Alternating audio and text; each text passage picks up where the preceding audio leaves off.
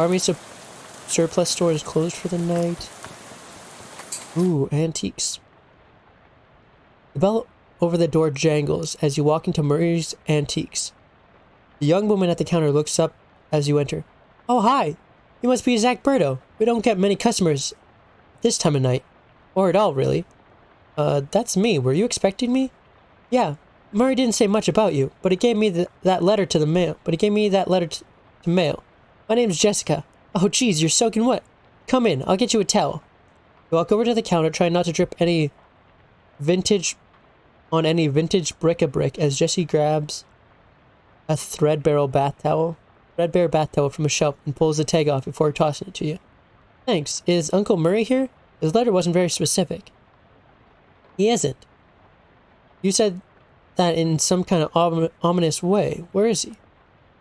I wish I knew. He had a line on another artifact and said it was going to be a tough one. I told him he should get some backup, but he wasn't willing to wait. He just wrote that letter and told me to mail it if he didn't come back. Is there something I'm missing here? This is an antique shop, right? You make trying to talk Great Aunt Ruth into selling her mother's Chesterfield sound like a deadly spy mission. Yeah, this is going to take some explaining. Well, I'm definitely intrigued now. We don't have a lot of time, but just follow me. I'll give you a quick sketch. Okay. Jessica leads you into a back room furnished with some desks and some strange-looking machinery. Welcome to our back office, the hub of our little operation. I'm guessing by operation you're talking about something other than antiques? Well, yes and no. See, a few years ago, Murray found out that there's a bunch of antiques circulating that are, well, hinky would be a real understatement. Hinky?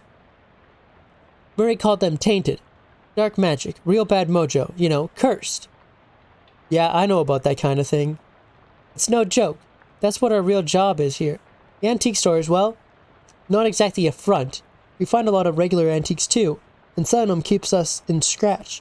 But really, we're trying to hunt down all these evil doodads and neutralize them so no one gets hurt. And Uncle Murray went out to get one and never came back? That's the long and short of it, yep. What do you say? Are you in? Absolutely. I'm always up for a crazy adventure. Great. You hear the shop door opening, and after a moment, a goblin pokes her head into the office. Hello?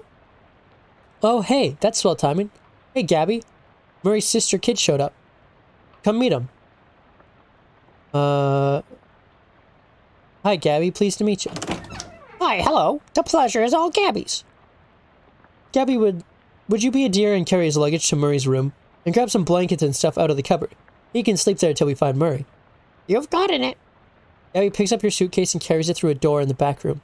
Great, I could really use some sleep. Let's talk to Jessica. Well, I'm going to turn in. Good night. Hang on a sec. You can't go to sleep yet. I'm pretty sure I can. I bet I could do it right here while I'm still standing up. Well, I hate to spring this on you, but there's something we need to do before the night's over. Oh, wow. A mission already?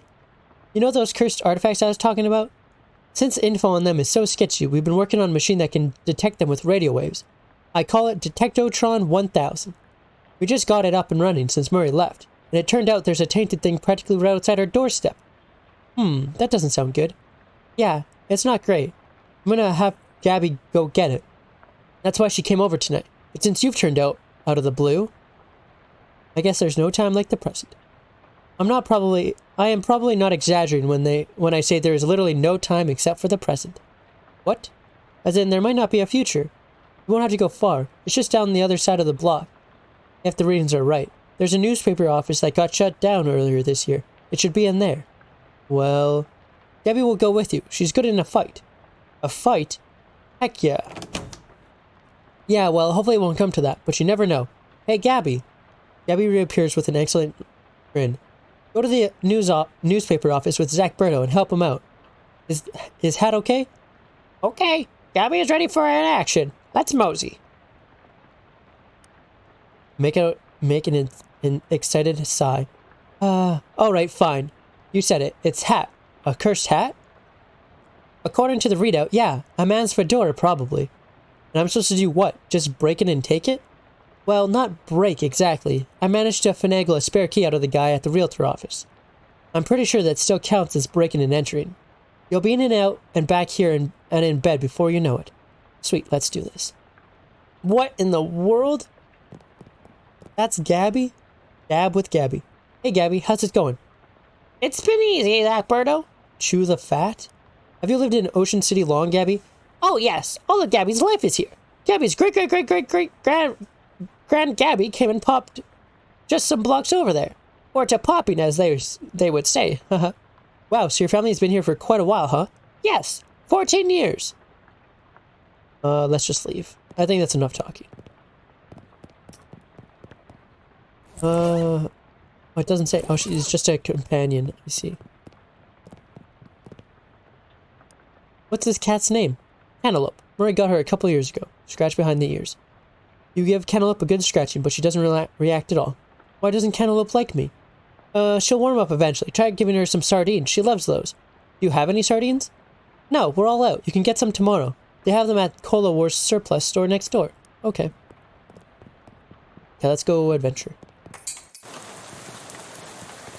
We can gab with Gabby. Going seems understatement. Oh, let's talk to this hobo. Oh, there is another. It is a hobo. Nice weather we're having.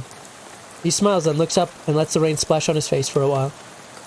Suits me just fine, I guess. Wise man once said the rain falls on the poor man and rich alike. Was that before umbrellas were invented, or? My name's Gus, by the way. Hi, I'm Zachberto. Pleased to meet you, Zachberto. Say, you wouldn't have a cup of meat to spare, would you? Sure.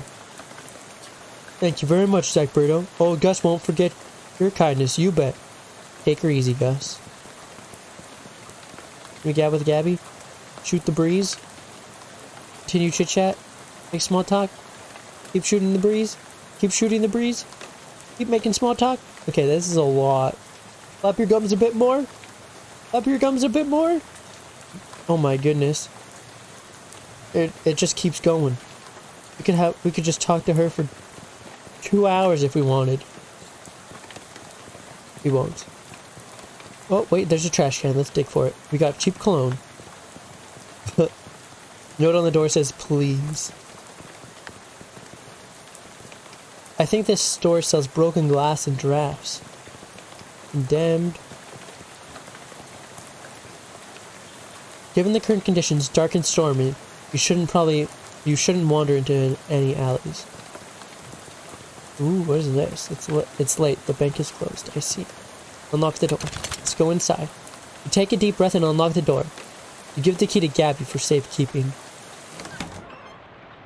Ooh, coffee. I'll take some coffee. Got nasty old coffee. There's a half-finished document in the typewriter. Let's read it. Government corruption at all-time high. Government has once again slashed funding to city services and social programs, citing waste, but without offering any supporting figures or explaining where the funds have been relocated to. Additionally, anonymous sources report cuffs off abruptly, maybe as a result of the pink slip next to the typewriter. Let's read the slip. Curtis, I told you once, I told you 100 times. Not enough people buy the paper anymore to keep the lights on in this joint. Electricity is expensive because it's a very recent innovation.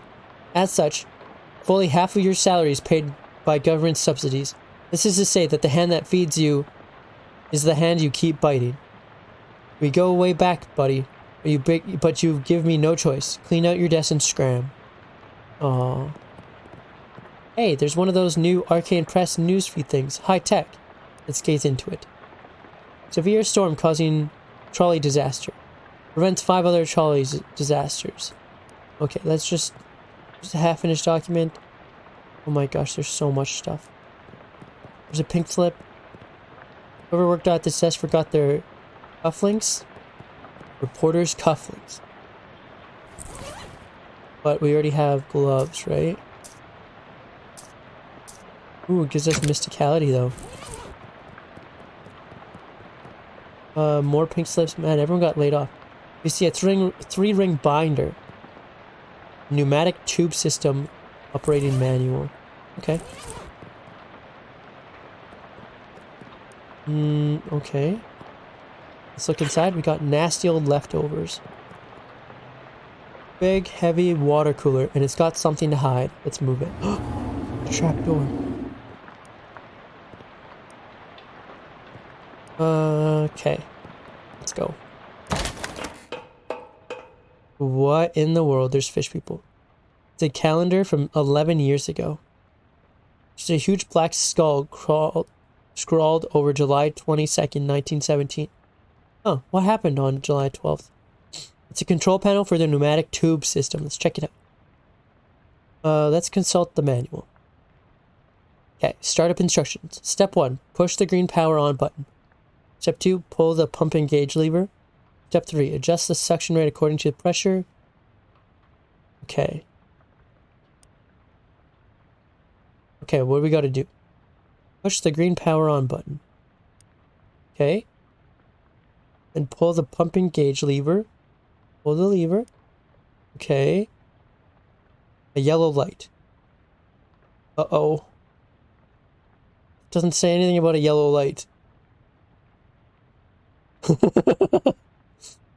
Yellow light. Doesn't say anything. Well, what if we just turn the knob? What in the world? If blue, if green, a yellow light. If red indicator light is on, a yellow light is glowing on the console. Doesn't say anything about a yellow light. Oh, I see. Suction dial A, maybe we'll do it to C. Turn the knob to C, maybe? Oh, hey! That did it. We just killed them without having to fight. Well, someone's going to get very strange mail. Okay, we got some experience. And that was it. We got the hat without even having to fight anyone. Boom.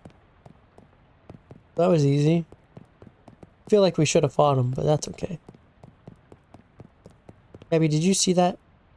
It's an underground press. Literally. There's still a newspaper left in it. We got an underground newspaper. Let's go back. Let's read it.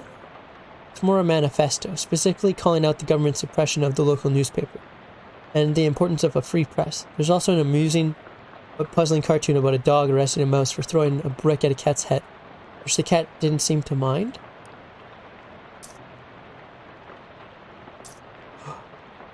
Kind of want to put it on. Let's equip it. We'll go back and be like, sorry, we couldn't find the hat. Not sure where it went. What hat? Talk to her. I found a hat. Guess it's the one you mean. It doesn't look unusual, although. Yeah? Well, it does creep me out a bit, but I can't really put my finger on why.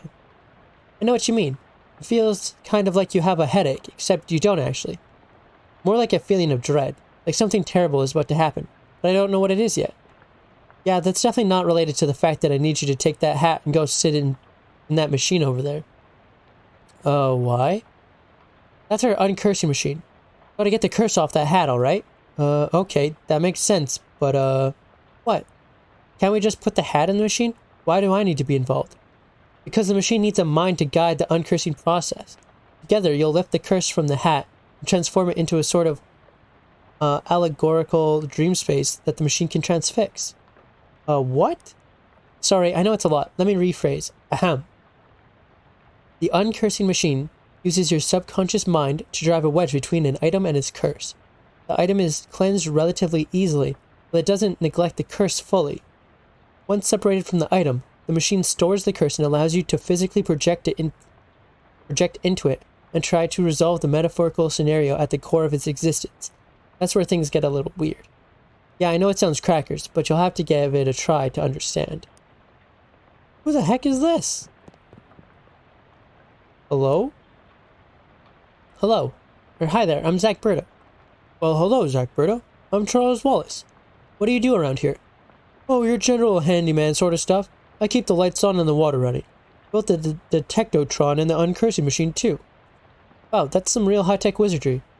Oh, nothing really. Let me ask you. How does this weird uncursing machine work? Oh, I only built the thing. I can't begin to tell you how it works, The innards are all wired up like a porcelain cat figurine that Murray found somewhere. Well, that's weird. Wired up. Oh, they're wired up to a little porcelain cat figurine. Well, I'll see you around. Let's go do it. Let's set in it. What would you like to uncurse today? The terribly cursed fedora. No sooner have you sat down than the machine with a hiss positively whiffs the fedora straight up onto your dome. We're already wearing it. It's all good. The hat rattles around in there angrily like a snake. Oh, into the dome. Oh. The hat rattles around in there angrily like a snake in a cement mixer, and after a good loud minute, flops limp and wet into your lap. Whatever an ominous energy once possessed the terribly cursed hat is gone. It is now simply a terrible hat. We got an uncursed fedora. But the curse itself still lives, transfixed as a day-like construct within the machine. Now how do I get rid of the curse? See, curses are like energy, Zach Berto. They can't be created or destroyed, only changed. I can't remember who said that. Isaac Newton? Newman? Newton? Newman, yeah. The machine knows how to take a curse from one object and put it on itself. But for how you change a curse, well, I don't know. That's some higher conscious spiritualist stuff. I don't know much about that. I'm more a Newton-Newman sort of guy. The fedora's curse bounces around the innards of this machine, daring you to come project your consciousness inside. Let's do it. What in the...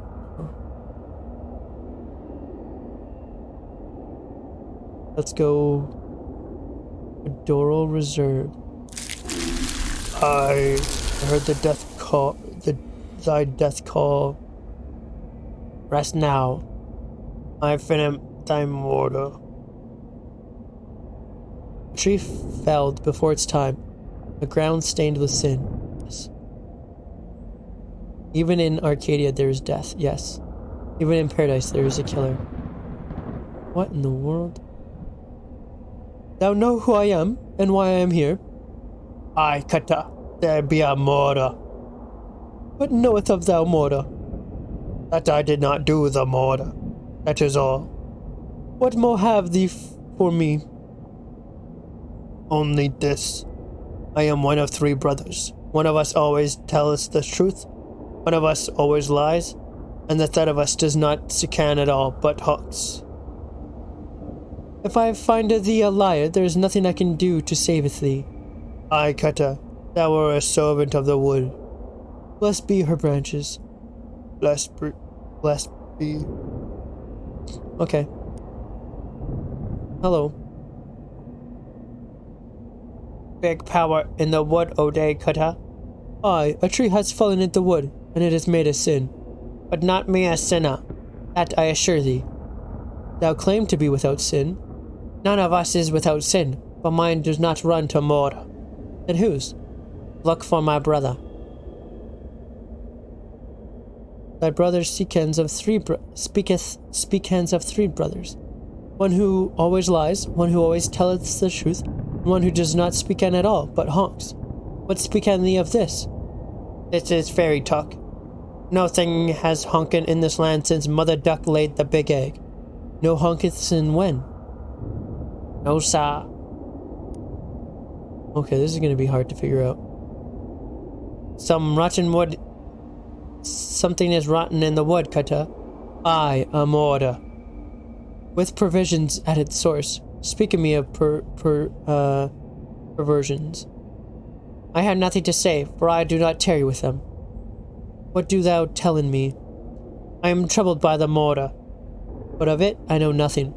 I warn thee, my forgiveness makes no room for liars. Thou wilt do what must, Kata, I have no doubt. Thy brother speakan of 3 brothers, one who always lies, one who always telleth the truth, and one who does not speak at all, but honks. What speakan of this? I do not honkin, sire. I sweareth upon it.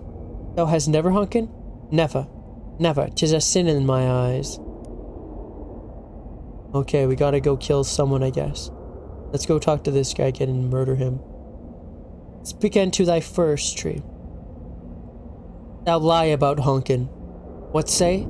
Thy brother's honkin not. Thou wouldst lie to the cutter of the wood? Thou wouldst be Mora in the woods? Aye, thou hast the right of it. I sought only to distract in thee while I'm making my escape. Goodbye, Kutta. Do not run from me, tree. Thou do not run. Nay, I growen. 100 years. I will hath growen so tall and strong, an axe will never fail in me. But I will not wait 100 years. Die, Morua. Cha! Oh. We did it. Big rot in the wood today. Cutter and... Wait, what? No, that's not you. You don't talk like that. Dark thoughts of tree, axes, and bloody sap cling to your skin. You shake them off like a dead, dreadful cobweb. You gain some XP. You're not sure what just happened, but as you turn over the formerly terrible cursed hat in your hand, you feel confident that the curse which plagued this starky little felt thing is finally gone for good. You put the hat back on. Now nearly sparkles. Oh, it nearly sparkles now. It got upgraded. Now all you've got to reckon with is whether you're the kind of guy who goes around wearing a fedora. I'll do it. Nice hat. It's not that nice. Chill out. Ooh, one more mysticality. Nice. Well, let's go talk to her. How'd it go? It worked, I guess. Great. What was it like? I had some kind of crazy dream. There was a woodcutter that was me, I guess? And these talking trees? And one of them had sinned? You know what? Never mind. Some kind of crazy dream is plenty for me. Okay, sounds good. Can we go to bed now? We can't. Let's unpack our stuff. Oh, what the heck? Well, you stamp out the flames, but it's a total loss. Everything you own has been reduced to ash. Everything? Everything except, bizarrely, the stamp from Murray's letter. Got the stamp. Is it anything? Let's examine it. Even though Jessica said she mailed it only a couple weeks ago. 1906. I don't know what the date is, so sure. Take a look. Shelf for knickknacks and tolleyaks. There's an old rag doll on the top. Must have been left by the previous tenant. And a TV right in the corner. Let's turn it on. Oh. No shows have been invented yet. I guess we'll go to sleep. Ooh. Now, where are we? A dream about school. It's a poster of my favorite literary ghost, Jacob Marley. Lots of people in this hallway, it seems. Hello. Hello. Nice face you got there. Do you know which locker is mine? I can't remember which locker is mine. I'm sorry, I don't know. It's alright. I'll find out eventually. Let's investigate. Let's check the 7th one. There isn't a 7th one. I said check the 7th one. I said there's only 6. Check the 7th locker now. Okay, geez. You look in the 7th locker. It's filled with old school papers. Let's look at the papers. They've all got your name on them. They're your papers. Let's read one. How I Spent My Summer by Zachberto Phillips, age 6. This summer I visited my Uncle Murray. Uncle Murray's funny. He knows magic. I had a fun time with Uncle Murray. The end. Let's look under the papers. We found an overdue. Underneath the pile of school papers, you find a overdue library book. You open the first locker to reveal a thriving colony of ants. The second is full of peanut butter. The third contains a tiny shrine to Babe Ruth. Fourth one's empty.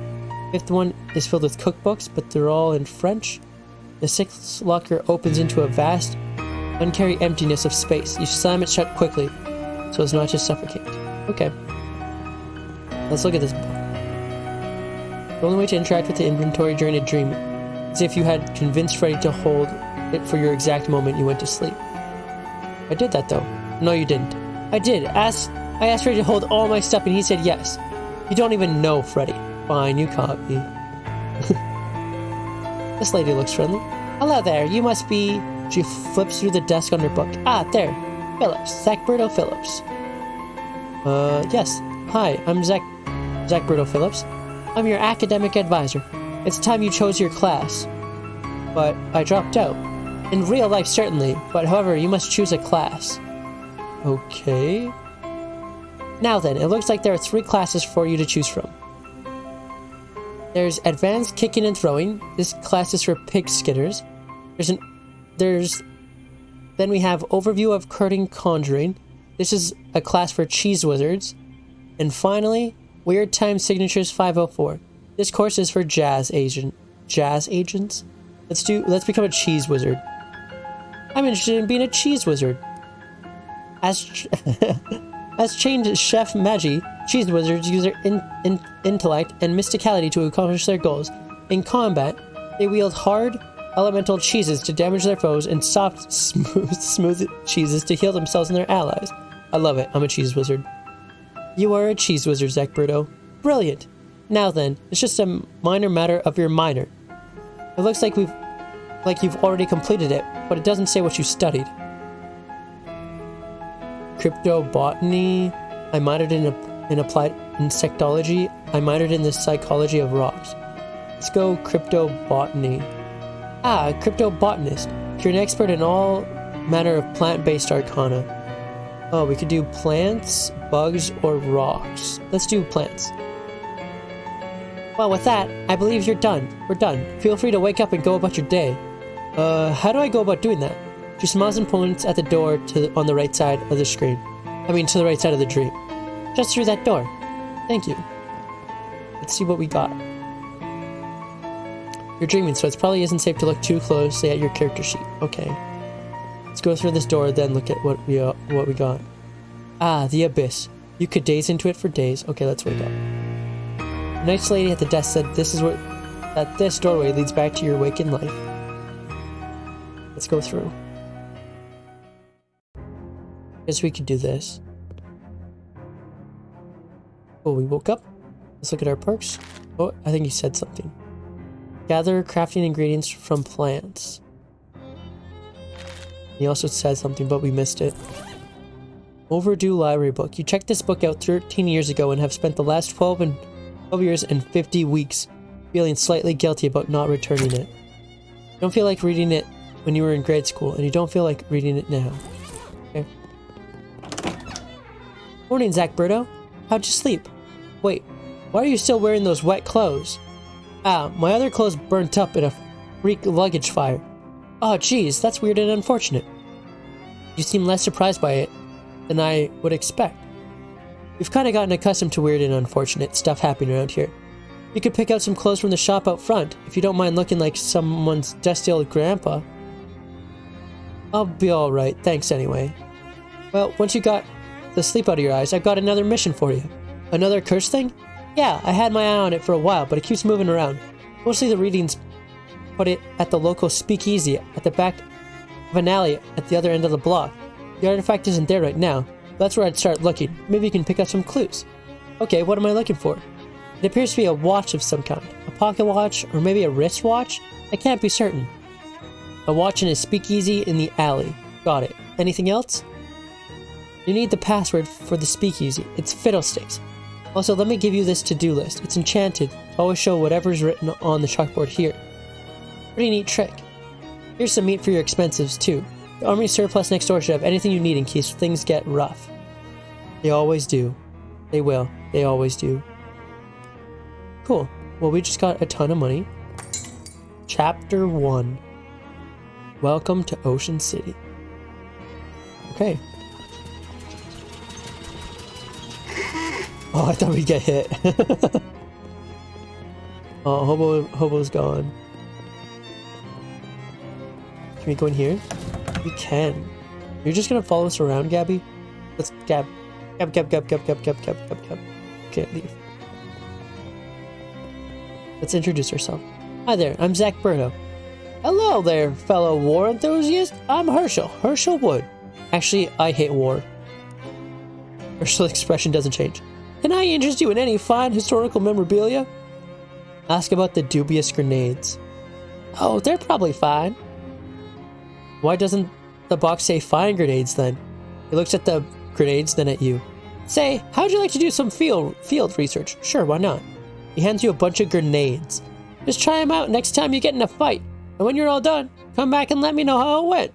Okay. Let's see what's for sale. Oh my goodness.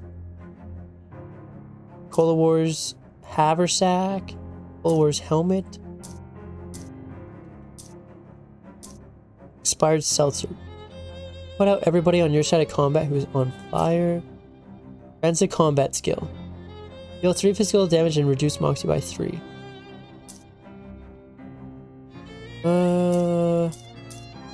We don't really want any of that, do we? Probably, but we'll look at other stuff. I guess that's it though, right? There's not actually any other stores. What do we got on us? We already got the hat though. We don't have pants, shoes, or rings. Maybe we'll go see if we can buy some pants.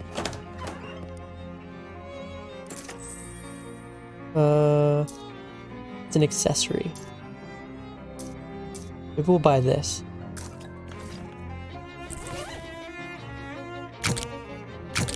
Oh, what was the item we had?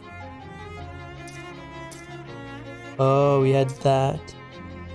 That's okay, we'll do 20% item drops.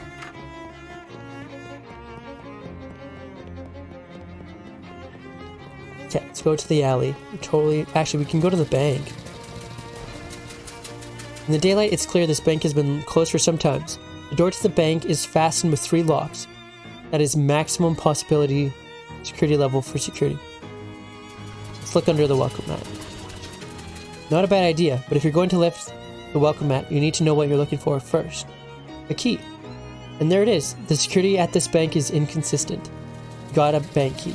Let's use the key. The door's locks are modeled on the monstrous mugs of the Great Hound Cerberus, 3-headed guardian of the underworld banking sector. Each of the 3 heads has a name. Phalanx, Mephpon, and Sneaky Pete. And a keyhole deep in its maw. Let's unlock Sneaky Pete. Strange, the key turns over and over in the lock, but still nothing happens. Something sneaky about this Pete, alright. Oh, we need 7 Moxie. Unlocks Phalanx. We need 6 muscle. Use keys. Unlocks Mephpon. So we need 6 muscle, 8 mysticality, and 7 moxie. Okay. There you go. This is where Jessica said the speakeasy was. You weave between various trash cans and pile of uncanned trash until you reach a serious looking door. Knock. A little panel slides open near the top of the door, and narrow eyes regarding you look through it. Password. Fiddlesticks. Okay, come in, but you better not be a froey. I don't even know what a froey is.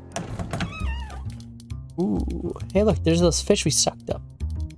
Wait, aren't those the fishermen from the Watchman Eye basement? You're so used to not thinking about where things go once you put them in a tube. Hello. Hey bud, beat it, we're off the clock. I didn't realize you could talk. You can talk about anything you like. Dickens, Flabbert, Brotons. Sounds fun, but I got places to be. Let's talk to an extremely handsome man behind the bars shaking up a storm. He looks up as you approach, but doesn't stop shaking. Hello. Hello, baby. Welcome to Oliver's place. My name's Zach Berto. Whatever you say, Berto. Baby. Are you Oliver? Oh, heck no. I'm Fancy Dan the Cocktail Man. Pleased to meet you, Dan. Hey, do you happen to know what time it is? Perhaps because you have a watch on you? Sorry, baby. The only one around here who carries a pocket watch is the owner, Oliver Gluck. And he left about an hour ago to pick up our latest shipment of hooch. From who? From who, baby? Before I was Fiddle Dan the Cocktail Man, I was Fancy Dan the English teacher. Oh, from whom? Sorry, from whom? From the mob guy we always get it from. Where's the handoff? The old refrigerator factory. I see, how do I get there? Dan grabs a cocktail napkin and hands it to you. Thanks. Oh, haha, wrong napkin, here. He takes the napkin back and grabs a different one with a couple of icons scrawled on it. Take the napkin? Mapkin? You got Ocean City napkin map. As you take the napkin, Dan points at one of the icons on it. We're here behind Murray's store on Plunkett Street. So if you go out the alley and then head straight for the edge of the napkin, you can't miss the factory. We unlocked Plunkett Street and Fridge Factory. Thanks, Dan. Don't mention it, baby. Want a drink on the road? First one's on the house. Sure. What do you have to drink around here? Beer. I'll have a beer then. Excellent choice. Keeps things simple. Bartender pours you a beer. Bottoms up. You drink the beer. You've had better beer, but you definitely had worse. Let's have another drink. Beer. I'll have a beer then. Good choice. Bottoms up. Okay, let's leave. We're just gonna get drunk.